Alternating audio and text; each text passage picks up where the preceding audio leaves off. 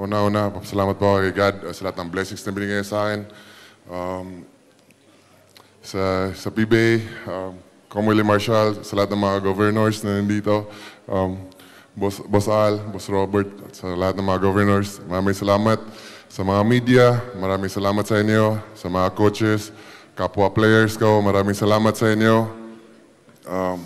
Sino mag-aakala na ang isang bata na hindi man lang mahilig mag-basketball pero nandito ako na mananalo ng 9 MVPs.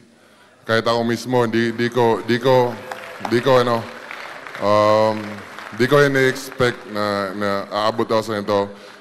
Dati, sobrang hate ko yung height ko kasi ako yung pinakamatangkad. Lagi akong binubuli, pero na-realize ko, yun pala yung ultimate gift na binigay ni God sa akin, yung height ko pala. Yun pala yung magbabago ng buhay ko, buhay ng family ko, buhay ng mga tao na nasa paligid ko. Di talaga natin maano yung buhay, mapipredict yung buhay.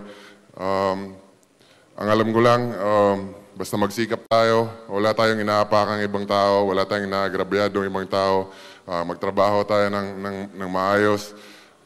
Si God na bahala sa atin. So, ayun, maraming salamat sa mga bata na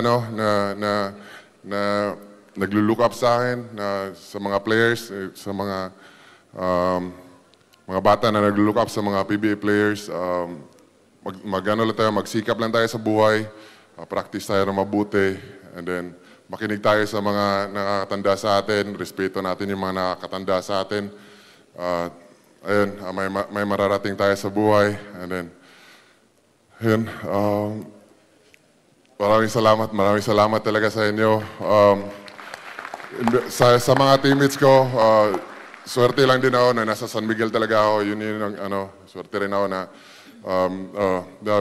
binigay ni God yung mga tao na kailangan ko, yung taong makakatulong sa akin. Kay Boss RSA, maraming salamat. Sa San Miguel Management, maraming salamat sa mga teammates ko, sa mga coaches ko. Sila yung dahilan kaya nakakuha ko ng awards na to. So credit din sa kanila, hindi lang para sa akin to, para sa mga teammates ko, and para sa PBA. So ayun, maraming salamat. Magandang gabi.